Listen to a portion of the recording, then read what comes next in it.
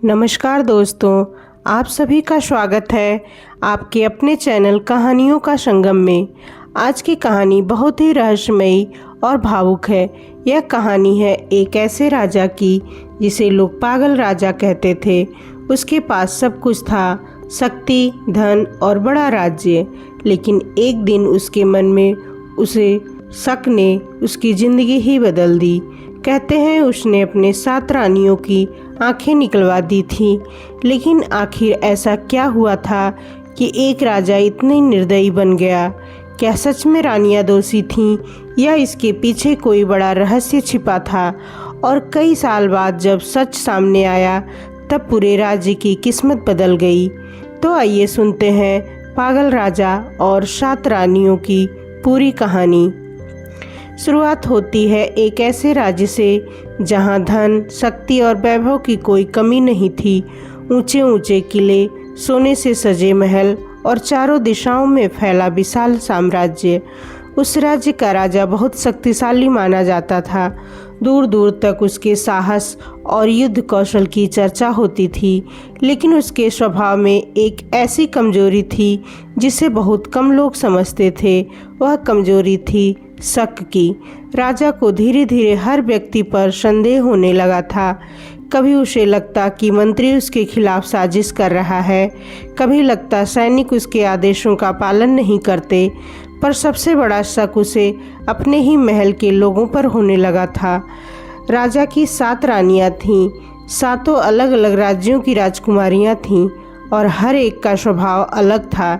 पहली रानी बहुत बुद्धिमान थी और राज्य के कामों में राजा की मदद करती थी। दूसरी रानी की सुंदरता की चर्चा दूर दूर तक होती थी। तीसरी रानी दयालु थी और गरीबों की सहायता करती थी। चौथी रानी को संगीत और नृत्य से प्रेम था। 5वीं रानी राजनीति समझती थी और दरबार की चालों को भांप लेती थी। 6ठी रानी धार्मिक स्वभाव की थी और अधिकतर समय पूजा पाठ में बिताती थी। 7वीं रानी सबसे छोटी थी। उसका मन बिल्कुल साफ था और वह सभी से प्रेम से बात करती थी। महल में जीवन पहले बहुत सुखद था। शाम को बगीचों में संगीत गूंजता था, त्योहारों पर दीप जलते और 7 रानियां मिलकर महल को हंसी से भर देती थीं। लेकिन समय के साथ राजा का स्वभाव बदलने लगा। एक दिन एक रहस्यमय साधु महल में आया। वह सीधे दरबार में पहुंचा और राजा को देखकर बोला, राजन सावधान रहिए, आपका सबसे बड़ा शत्रु आपके अपने महल के भीतर है। राजा चौंक गया। कौन है वह? राजा ने तुरंत पूछा। लेकिन साधु ने केवल इतना कहा, जिसे आप सबसे अधिक भरोसा करते हैं वही आपको सबसे बड़ा दुख देगा। इतना कहकर वह साधु चला गया। उस दिन के बाद से राजा का मन अशांत हो गया। अब उसे हर व्यक्ति संदिग्ध लगने लगा। दिन गुजरते गए, राजा की नींद कम होने लगी। वह रात रात भर महल की गलियों में घूमता और सोचता रहता कि आखिर वह शत्रु कौन है। एक रात उसने महल की खिड़की से बगीचे की ओर देखा। अंधेरी रात थी। उसे 2 परछाइयां दिखाई दीं जो धीरे धीरे बातें कर रही थीं। राजा का दिल तेजी से धड़कने लगा। उसे लगा कि उसकी कोई रानी किसी अजनबी से गुप्त मुलाकात कर रही है। उसका शक अब क्रोध में बदल गया। सुबह होते ही उसने 7 रानियों को दरबार में बुला लिया और दरबार में अजीब सन्नाटा हो गया। 7 रानियां जब दरबार में आईं तो उन्होंने देखा कि राजा का चेहरा गुस्से से लाल था। राजा ने कठोर आवाज में कहा, तुम 7 में से कोई एक मुझे धोखा दे रही है। रानियां यह सुनकर स्तब्ध रह गईं। उन्होंने बार बार कहा कि वे निर्दोष हैं, लेकिन राजा अब किसी की बात सुनने को तैयार नहीं था। उसका शक अब पागलपन बन चुका था। गुस्से में उसने एक भयानक आदेश दे दिया, अगर तुम सच नहीं देख सकती तो तुम्हें देखने का अधिकार भी नहीं। दरबार में बैठे लोग समझ ही नहीं पाए कि राजा क्या कहने वाला है। और फिर उसने सैनिकों को आदेश दिया, इन 7 की आंखें निकाल ली जाएं। यह सुनकर पूरा दरबार कांप उठा। मंत्री ने राजा को रोकने की कोशिश की। सैनिक भी डर गए, लेकिन राजा के सामने कोई बोलने की हिम्मत नहीं कर पाया। राजा का आदेश मानना पड़ा। उस दिन महल में जो हुआ उसे देखकर पत्थर दिल भी रो पड़ते। एक एक करके सातों रानियों की आंखें निकाल ली गईं। उनकी चीखें पूरे महल में गूंज उठी। राज्य के लोगों को जब यह बात पता चली तो वे डर से कांप उठे। अब सब लोग चुपके चुपके राजा को पागल राजा कहने लगे। लेकिन उस कहानी का सबसे बड़ा रहस्य अभी बाकी था, क्योंकि जिस सैनिक को रानियों को जंगल में छोड़ने का आदेश मिला था उसका दिल पसीज गया। उसने सोचा, इतनी निर्दोष रानियों के साथ इतना अन्याय क्यों? तब उसने एक गुप्त योजना बनाई। उसने राजा को दिखाने के लिए झूठा सबूत दिया और असली आंखें एक डिब्बे में छिपा दी। रानियों को जंगल में छोड़ दिया गया। घना अंधेरा, जंगली जानवरों की आवाज़ें और सातों रानियां बिना आँखों के, बिना सहारे के। उस रात उसकी हालत देखकर आकाश भी मानो रो पड़ा। लेकिन सातवीं रानी ने हिम्मत नहीं छोड़ी। उसने बाकी रानियों का हाथ पकड़कर कहा, भगवान अन्याय को हमेशा नहीं रहने देते। और सच में आगे जो हुआ उसने पूरी कहानी बदल दी, क्योंकि उसी जंगल में एक दिन एक महान तपस्वी साधु का आगमन हुआ। जंगल की वह रात सातों रानियों के जीवन की सबसे भयानक रात थी। चारों ओर अंधेरा, हवा में ठंडक थी और दूर दूर से जंगली जानवरों की आवाज़ें सुनाई दे रही थी। सातों रानियां एक दूसरे का हाथ पकड़कर बैठी थीं। उनकी आंखें जा चुकी थी, लेकिन दिल में दर्द और अपमान की आग जल रही थी। कुछ समय तक सब रोती रहीं। फिर सबने, छोटी सातवीं रानी ने धीरे से कहा, बहनों, अगर हम ऐसे ही बैठी रहेंगी तो शायद सुबह भी नहीं देख पाएंगी। हमें हिम्मत रखनी होगी। उसकी आवाज़ में आश्चर्यजनक साहस था। बाकी रानियां भी धीरे धीरे शांत हुईं। उन्होंने एक दूसरे का हाथ पकड़कर जंगल में धीरे धीरे चलना शुरू किया। रास्ता उन्हें दिखाई नहीं दे रहा था, लेकिन वे पेड़ों को छूकर दिशा समझने की कोशिश कर रही थीं। घंटों चलते रहने के बाद उन्हें एक जगह थोड़ी समतल जमीन मिली। वहीं वे थक कर बैठ गईं। रात बहुत लंबी थी। उन्हें लगा कि शायद अब जीवन ही खत्म हो जाएगा, लेकिन किस्मत को कुछ और ही मंजूर था। सुबह होते ही उसी जंगल से एक महान तपस्वी साधु गुजर रहा था। वह कई वर्षों से जंगल में तपस्या कर रहा था और बहुत दूर दूर तक उसकी सिद्धियों की चर्चा थी। जब उसने सातों रानियों के रोने की आवाज़ सुनी तो वह रुक गया। साधु उनके पास आया और बोला, तुम लोग कौन हो और इस घने जंगल में इस हालत में क्यों बैठी हो? रानियों ने अपनी पूरी कहानी सुनाई। साधु सब सुनकर बहुत दुखी हुआ। उसने कहा, शक मनुष्य को अंधा बना देता है, लेकिन भगवान अन्याय को हमेशा नहीं रहने देते। फिर उसने ध्यान लगाया। कुछ देर बाद उसने अपनी तपस्या की शक्ति से सातों रानियों की आंखों पर हाथ रखा। धीरे धीरे एक एक चमत्कार होने लगा। सातों रानियों की आंखों में रोशनी लौट आई। रानियां आश्चर्य से एक दूसरे को देखने लगी। उनकी आंखों से खुशी के आंसू बहने लगे। उन्होंने साधु के चरण पकड़ लिए। साधु ने उन्हें आशीर्वाद दिया और कहा, अब तुम लोग इस जंगल के किनारे एक आश्रम बनाकर रहो। समय आने पर सत्य स्वयं सामने आएगा। रानियां वहीं रहने लगीं। उन्होंने लकड़ियों और पत्तों से एक छोटा सा घर बना लिया। दिन बीतते गए। अब वे जंगल में साधारण जीवन जीने लगीं। वे फल तोड़ती, लकड़ी इकट्ठी करती और मिलकर जीवन बिताती। लेकिन समय के साथ एक नई घटना हुई जिसने पूरी कहानी की दिशा बदल दी। कुछ महीनों बाद सातवीं रानी को एहसास हुआ कि वह माँ बनने वाली है। बाकी रानियां यह सुनकर खुश भी हुईं और चिंतित भी। जंगल में बच्चे को जन्म देना आसान नहीं था, लेकिन समय आया और एक तूफानी रात में सातवीं रानी ने एक पुत्र को जन्म दिया। वह बच्चा बहुत तेजस्वी था। जैसे ही वह पैदा हुआ, अचानक बादलों के बीच से चांद निकल आया। जंगल में एक अजीब सी शांति फैल गई। साधु को जब यह खबर मिली तो वह तुरंत आश्रम पहुंचा। उसने बच्चे को देखा और मुस्कुराया। फिर उसने कहा, यह बच्चा साधारण नहीं है। एक दिन यही बच्चा इस अन्याय का अंत करेगा। सातों रानियां उस बच्चे को बहुत प्यार से पालने लगीं। समय बीतता गया। बच्चा धीरे धीरे बड़ा होने लगा। वह बहुत बुद्धिमान और साहसी था। जंगल में रहते हुए भी वह धनुष चलाना सीख गया। पेड़ों पर चढ़ना, जानवरों की आवाज़ पहचानना और जंगल के रास्तों को समझना, सब कुछ उसने जल्दी सीख लिया। लेकिन उसके मन में हमेशा एक सवाल रहता था। एक दिन उसने अपनी माँ से पूछा, हम जंगल में क्यों रहते हैं? हमारा घर कहाँ है? सातवीं रानी कुछ देर चुप रही, फिर उसने पूरी कहानी उसे बता दी। राजा का शक, राजा का अन्याय और सातों रानियों की आंखें निकालने की घटना। लड़के ने सब सुनकर मुट्ठियां भींच ली। उसकी आंखों में आग जल उठी।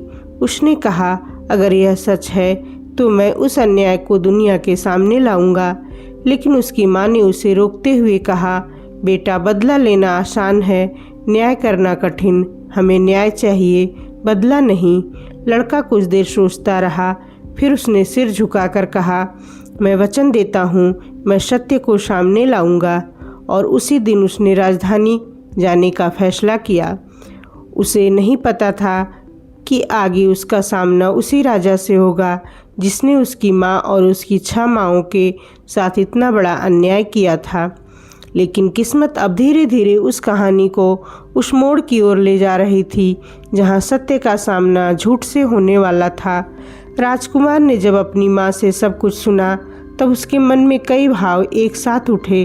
क्रोध भी था, दुख भी था और एक गहरी जिज्ञासा भी। वह सोच रहा था, कोई राजा इतना निर्दयी कैसे हो सकता है कि बिना सच जाने इतना बड़ा अन्याय कर दे। लेकिन उसकी माँ ने उसे बार बार यही समझाया कि क्रोध में लिया गया निर्णय भी गलत होता है और क्रोध में लिया गया बदला भी। कई दिनों तक राजकुमार सोचता रहा। अंत में उसने निश्चय किया कि वह राजधानी जाएगा। वह सीधे राजा से लड़ने नहीं जाएगा, बल्कि पहले सत्य को समझेगा और फिर सही समय पर उसे सामने लाएगा। एक सुबह उसने सातों रानियों के चरण छुए। सबकी आंखों में आंसू थे। 7वीं रानी ने उसके सिर पर हाथ रखते हुए कहा, बेटा, सच के रास्ते पर चलना आसान नहीं होता, लेकिन अगर तुम्हारा मन साफ रहेगा तो भगवान तुम्हारी मदद करेंगे। राजकुमार जंगल से निकल पड़ा। कई दिनों तक वह जंगलों, नदियों और पहाड़ों को पार करता हुआ चलता रहा। रास्ते में उसने कई गांव देखे।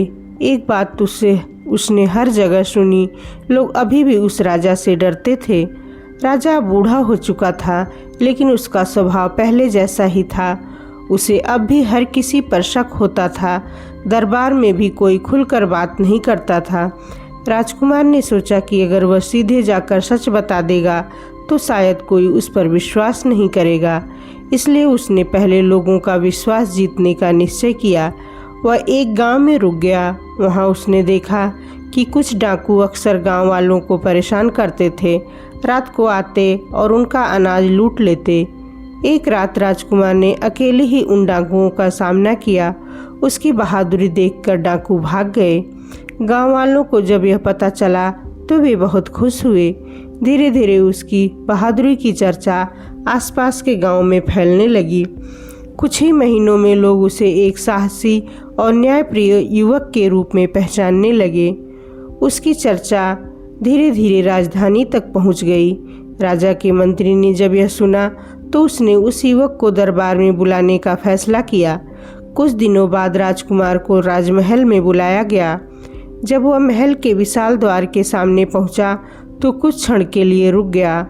उसी महल से उसकी माँ और बाकी रानियों को अपमानित करके निकाला गया था, लेकिन उसने अपने मन को शांत किया और अंदर चला गया। दरबार लगा हुआ था। राजा अपने सिंहासन पर बैठा था। अब वह बहुत बूढ़ा दिखाई दे रहा था। उसके चेहरे पर थकान और चिंता साफ दिखाई देती थी। राजकुमार ने झुककर प्रणाम किया। राजा ने उसे ध्यान से देखा और पूछा, सुना है तुम बहुत साहसी हो, तुमने कई गांवों को डाकुओं से बचाया है। राजकुमार ने शांत स्वर में कहा, मैंने केवल अपना कर्तव्य किया है। राजा को उसका जवाब पसंद आया। कुछ दिनों तक राजकुमार महल में ही रहने लगा। धीरे धीरे उसकी बुद्धि और समझदारी देखकर मंत्री और दरबार के लोग उससे प्रभावित होने लगे। राजा भी उससे सलाह लेने लगा, लेकिन राजकुमार अभी तक अपना असली सच किसी को नहीं बता रहा था। वह सही समय का इंतजार कर रहा था। एक दिन दरबार में एक अजीब घटना हुई। एक व्यापारी आया और उसने शिकायत की कि उसका खजाना चोरी हो गया है। दरबार में कई लोगों पर शक किया जाने लगा। राजा फिर से क्रोधित हो गया। उसने तुरंत सैनिकों को आदेश दिया कि शक के आधार पर कुछ लोगों को पकड़ लिया जाए। राजकुमार यह देखकर समझ गया कि राजा की पुरानी आदत अभी भी नहीं बदली है। तभी उसने दरबार में खड़े होकर कहा, महाराज, केवल शक के आधार पर किसी को सजा देना न्याय नहीं होता। दरबार में सन्नाटा छा गया, क्योंकि किसी ने भी कभी राजा से इस तरह की बात करने की हिम्मत नहीं की थी। राजा ने गुस्से से उसकी ओर देखा। तुम कहना क्या चाहते हो? राजा ने पूछा। राजकुमार ने शांत स्वर में कहा, मैं केवल एक कहानी सुनाना चाहता हूँ। राजा ने अनुमति दे दी। तब राजकुमार ने दरबार में एक कहानी सुनानी शुरू की। उसने एक ऐसे राजा की कहानी सुनाई जिसने शक में आकर अपनी 7 निर्दोष रानियों को भयानक सजा दे दी। जैसे जैसे कहानी आगे बढ़ती गई, राजा का चेहरा बदलने लगा।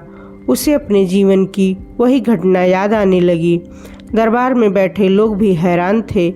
आखिर में राजकुमार ने धीरे से कहा, महाराज, वह कहानी किसी और की नहीं, आपकी ही है। पूरा दरबार स्तब्ध रह गया।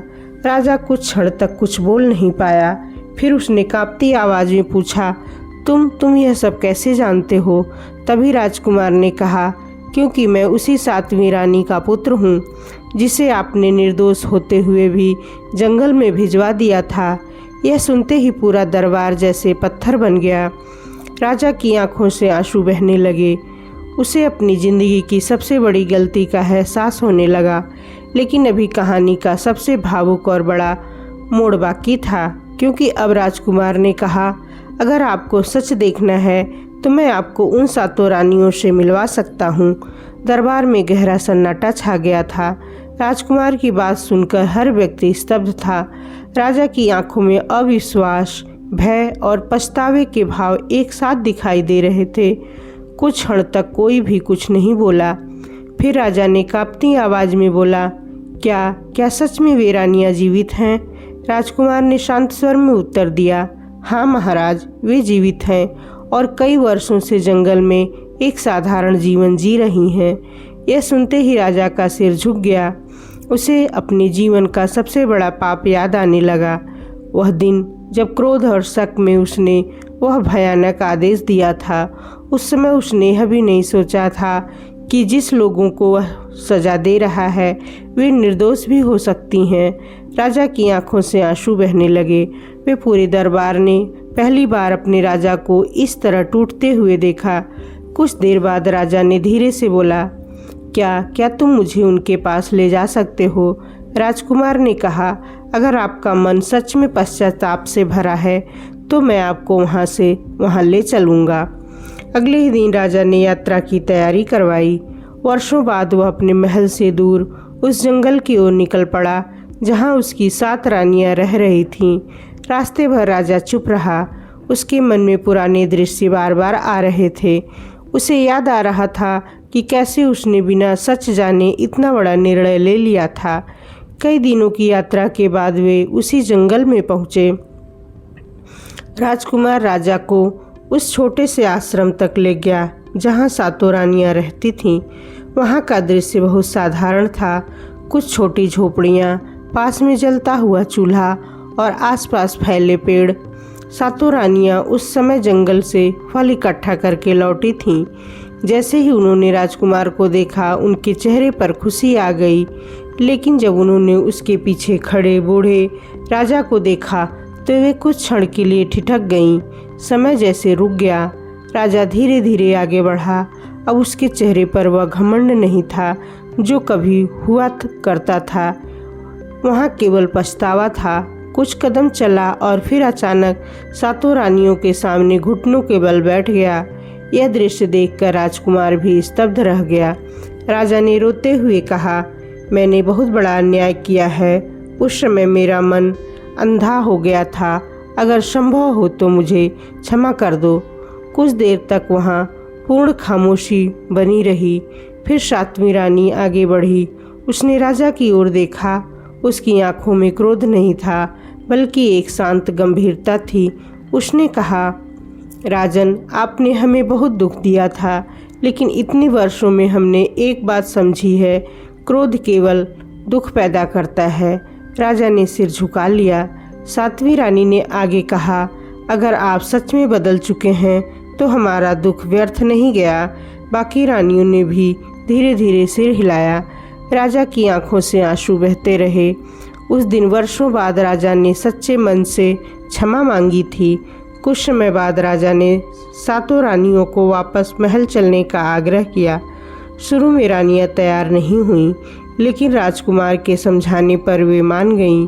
जब वे वर्षों बाद राजधानी पहुंची तो पूरे राज्य में यह खबर फैल गई थी। लोग आश्चर्य में पड़ गए। राजा ने पूरे राज्य के सामने अपनी गलती स्वीकार की। उसने कहा, शक और क्रोध ने मुझे अंधा बना दिया था। आज मैं स्वीकार करता हूँ कि मैंने सबसे बड़ा अन्याय किया था। लोगों ने पहली बार अपने राजा को इतना विनम्र देखा था।